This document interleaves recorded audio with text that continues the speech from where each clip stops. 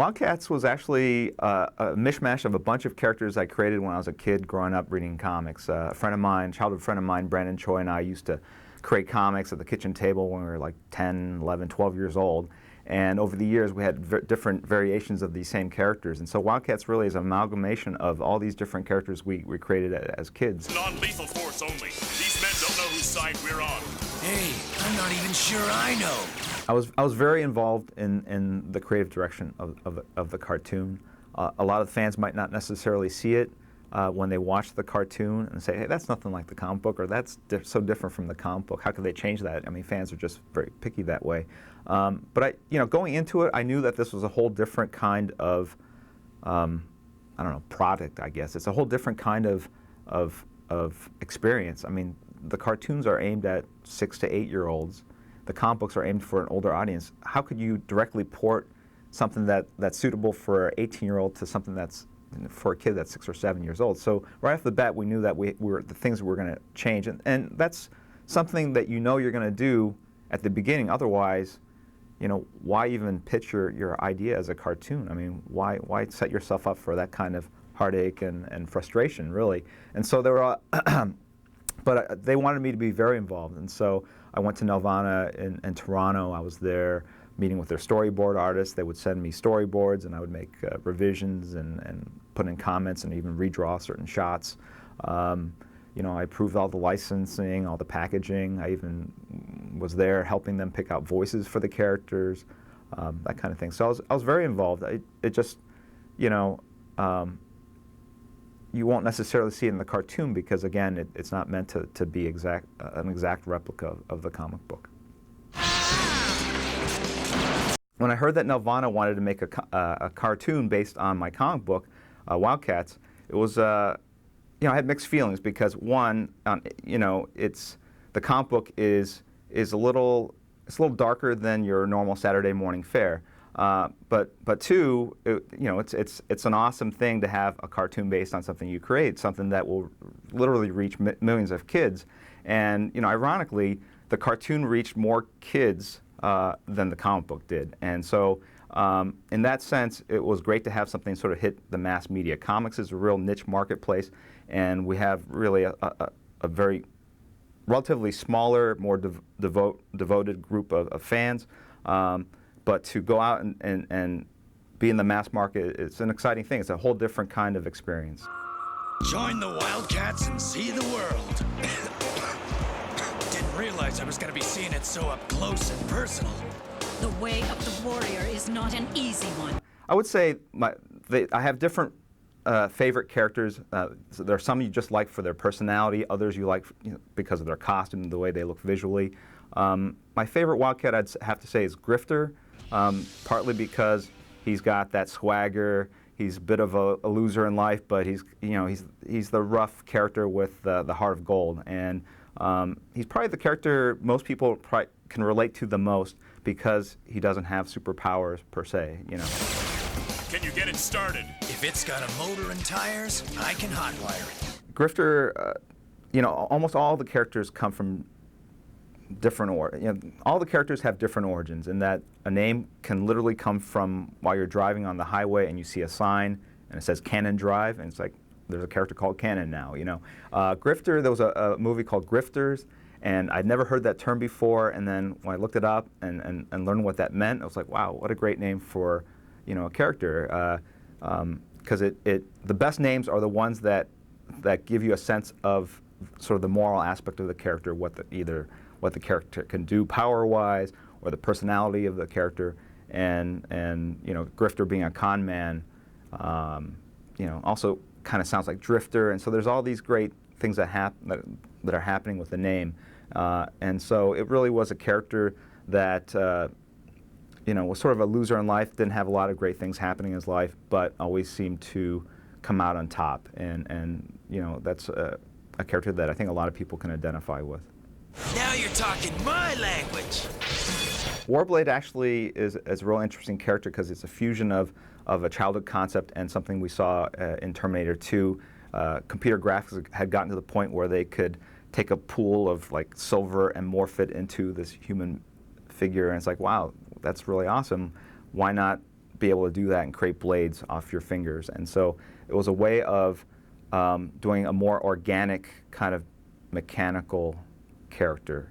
In the old days, claws would pop out, like there'd be little cylinders or jet packs, that kind of thing. Whereas Warblade was sort of a living, breathing, organic weapon. And so I think advances in computer technology allowed us to sort of envision that character, which is usually the other way around. If that flame reaches them, this whole place will go up. I've got to stop it. Spartan really is, he's like the classic leader of a superhero group. He's cold, calculating, a little emotionally distant, and we took that to the extreme. I mean, he's an android robot, so obviously, if he has emotions, they're programmed in, and so that's really where he comes from. Wait for a sign. How will we know it?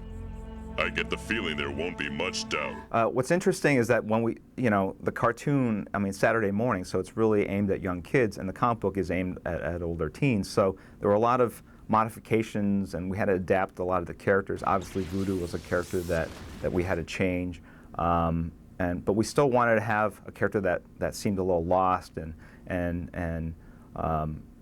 innocent in a way, and so.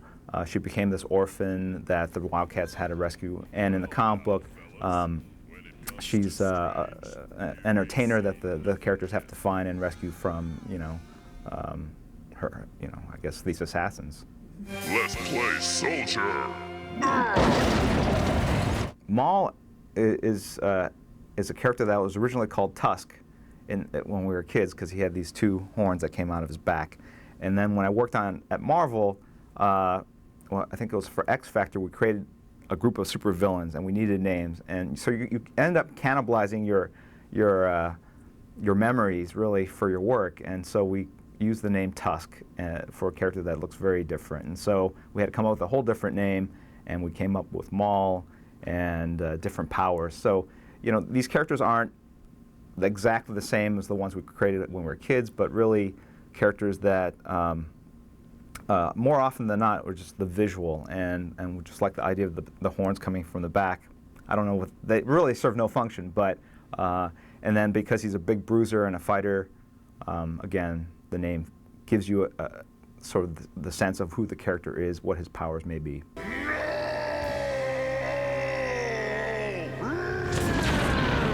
When I was a teenager growing up, I was a real big fan also of ancient history, really. Ancient Greece, ancient Rome, and so Zealot really comes from that kind of inspiration.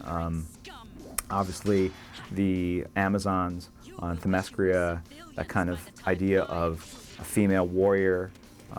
So Zealot really is a modern adaptation of that age-old concept. Artemis, you dare show your face among us, Sister Zealot? You are now the Coda's prisoner of war. The Coda were really based on the legend of the Amazons.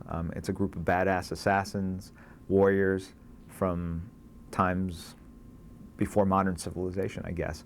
And the idea was that Zealot was the leader of this group, and they had betrayed her, and so they're having a whole group of superpowered female assassins after another female assassin. That's just a recipe for success in comics. So that's where that came from. Oh, space freak. Void is another character similar to Warblade in that she's covered with all the silver, and again she's a living organic computer. Jacob Marlowe was created because we wanted to give the characters a very different kind of origin than a lot of other superhero teams. Whenever you're creating something, you want to come up with a slightly different angle. Everything's kind of already been done, and so with Wildcats, we wanted to have them be funded by a corporation. I don't know how the Justice League or any of these Avengers, they usually have like a really rich person in the group sort of funding their operations, but this was the first team that was, I think, privately financed, and so it's this billionaire that sort of gathered these heroes together in his sort of his own personal private war, and that's where he came from. It's the Daemonites. They're attacking. Time to roar, Wildcats. I think it would have been hard to let go of the Wildcats when it was all said and done, if that was my only project. I think when Image Comics was happening, things were so crazy, and there was such an appetite, such a demand for more characters, more groups, that literally went from creating Wildcats to creating Gen 13 and Stormwatch. So there's always something else on your plate that you had to take care of, and so there was never this period where I kind of got to sit and think about, wow, that was really kind of fun to do, creating those characters. What an experience creating this and having it become this cartoon and this toy line, et cetera, et cetera.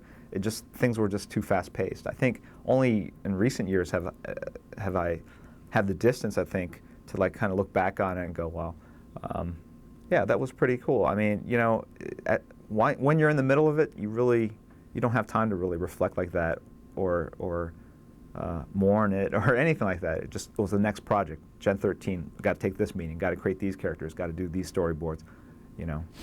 No! Only Halo makes the X-ray lens I need to find the orb, and with it, regain my dominion of the galaxy. I would say as a creator, having drawn, I don't know, 10 or 12 issues of Wildcats, the things I remember, the things I like the most aren't the big battle scenes. I think those are that's the stuff that the fans seem to gravitate towards, but it's really the character scenes, the little nuanced scenes where characters are interacting, creating, you know, telling jokes, or just the comical aspects of the comic book. I think issue 8 had them on a honeymoon or on a cruise ship, and they just run into other characters from other comic book universes, and, on their vacations, that kind of thing. I don't know, as a creator, that's kind of fun to do. Drawing guys battling each other, that's something you can kind of do in your sleep after 10 or 12 years in the business. But pulling off humor, pulling off subtle character bits, it's a lot harder to do, and that's the stuff I really remember fondly. This is my destiny, to destroy the Daemonites. I think one of my favorite episodes, I think it's episode 8 or 10 or something like that. It's the one where the Black Razors come back and they're trying to grab Grifter. The Black Razors are the secret spy organization that Grifter left, and they're trying to bring him back into the fold.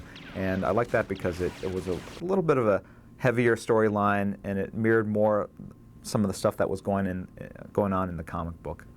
It's time to roar. Issue 1 of Wildcats took me, I'd say, 3 months, which is probably 2 months more than the norm. Usually try to draw a 22-page comic book in 1 month. But because it was the first issue, and plus we were starting up our own company, Wildstorm, there were all these other business things going on. So I didn't have time to sit down at the drawing table every day like I normally would. So the first issue didn't take that long in comparison to the subsequent issues. I think the 4th issue might have taken a year to draw, because as the comics came out and as Image Comics got bigger, and there were all these other business things that came up, movie, toy meetings, that kind of thing, and they were just all distractions from sitting down and doing the work. So, but normally you try to do a comic book in, a month. Don't get too used to that trophy, John boy. The greatest thing about the job I have, and this sounds like a cliche, but it really doesn't feel like a job to me. I pretty much work every day. I work all sorts of crazy hours. I'll work all night. It's not like, I've had real jobs. I've had jobs working in warehouses, digging ditches, delivering pizza. I know what a real job feels like, and this stuff, you're sitting around drawing characters, punching each other, lifting up buildings, zooming through galaxies. I mean, this really is, it's all about creativity. It's all about imagination, whether you can bring that to a piece of paper.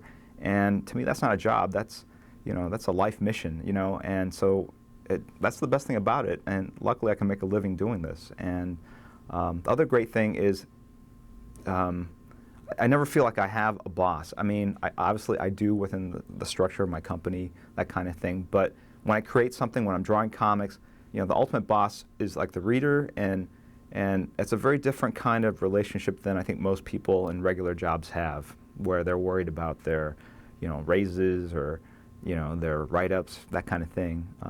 So it's very different.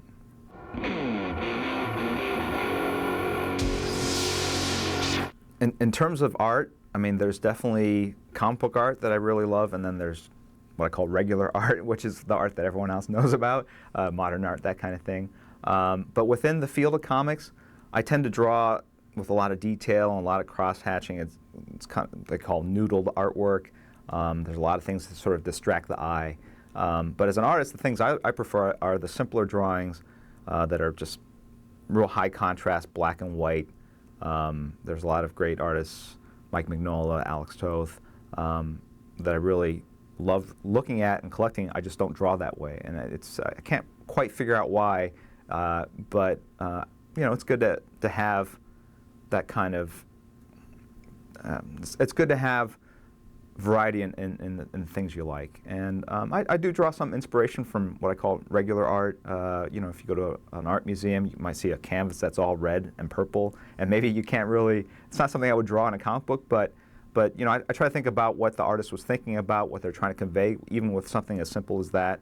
And that's really the business we're in, which is using lines to convey intent, emotion, to convey stories. And you just have to assemble the lines in the right way to create different kinds of reactions.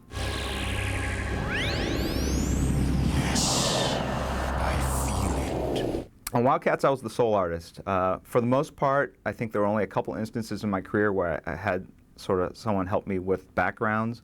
But even then, I find that generally it doesn't save me that much more time, in that I can usually draw faster than the assistants. Usually, if you find an assistant, they're you know, young artists that haven't had a lot of experience, and they'll draw something, and you have to go back in and edit it and change it and ask them to make changes, that kind of thing.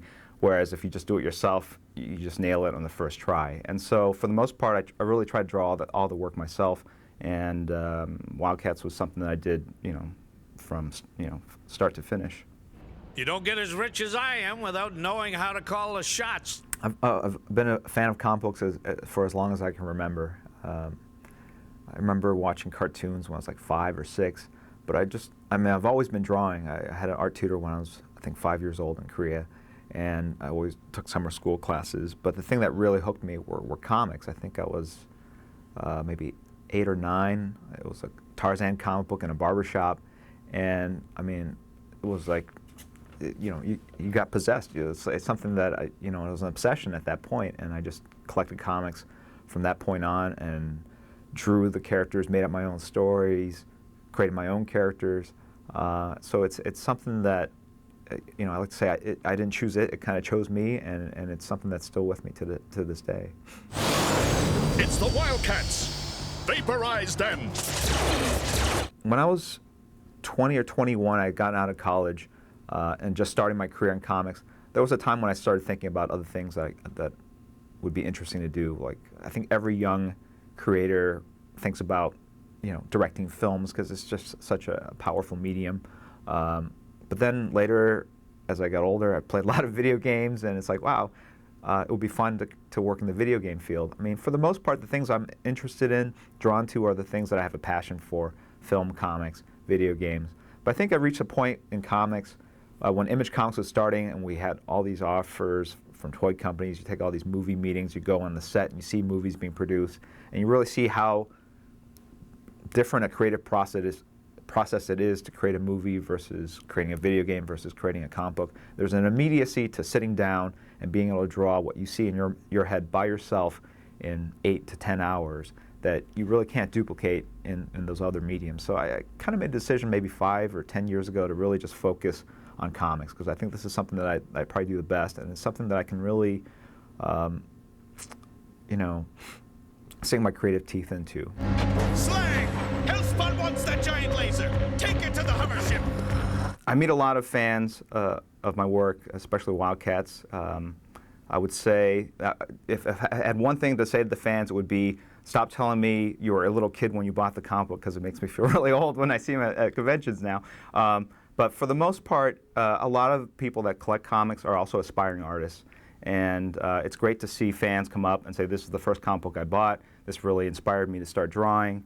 You know, I think, you know, thanks, really. You know, the fans are really what makes comic books happen. I mean, it's a small marketplace. Comics would not exist without the fans. There's a real direct interaction between the fans and the professionals in this business. It's not like you have a lot of handlers or it's hard to get a hold of creators. I mean, the creators are very accessible in comicdom, and it's great to be able to interact with the fans because you get direct feedback on the work you're producing. And it's one of the reasons I got into comics versus, let's say, commercial art. I meet a lot of fans that want to break into comics and become professionals. If you're a writer, I would say read a lot of books. But if you're an artist, draw a lot from life. Unfortunately, a lot of comic book fans that want to draw comics just draw superheroes. I mean, that's all they really enjoy drawing. They don't enjoy drawing cars or people in normal clothes or buildings. But if you look at a comic book, you definitely see the superheroes, but what a lot of fans don't see are the props, the backgrounds, the people in normal clothing, the perspective. And you really need to learn all that because we're not in the business of drawing superheroes, we're really in the business of telling stories. And to be able to tell a story, you need to be able to draw everything. And I think some fans that want to break into comics get really too narrowly focused on just drawing, you know, the superhero looking all tough, and really forget about storytelling and drawing perspective and drawing, you know, creating making the drawings feel like reality to the reader. And to be able to do that, you need to know how to draw horses, cars, buildings, you know, the Statue of Liberty, whatever. And really broaden your horizons. Go to art school, draw from life. You never know. I mean, when you get older, your interest in comic books might diminish, and you can end up an incredible sculptor or someone that does incredible packaging for dog food. You know, there's all sorts of awesome possibilities. Destroy the Wildcats now! You know, our business is a very small, intimate business, and there's a lot of interaction between creators and fans. And you know, what other businesses or entertainment fields can you go to a convention and meet your favorite writer, artist, and actually sit there and talk to them fairly, you know, without being shooed away by security? And that's really what we have in comics. So, you know, if you're a fan of Wildcats the cartoon or a fan of Wildcats the comic book, I mean, you know, look in the newspaper, check online, find a comic book convention, and really, you know, explore the world of comics because it's a lot of fun. Hey guys, just thought I'd cut in. You know, people ask me all the time, like, what's your favorite comic book that you worked on, or what's your favorite character? And it's really like, you know, a parent, you know, talking about their kids. You really can't have a favorite. I think the favorite project you have is the one that's literally on your drawing table at the time. And so, otherwise, why would you spend the time doing it? Why would you basically stay up all night drawing these characters if this was something that you consider to be sort of your secondary, tertiary work? You know, Wildcats to me will always hold a special spot, though, because it was the very first project I created for Image Comics.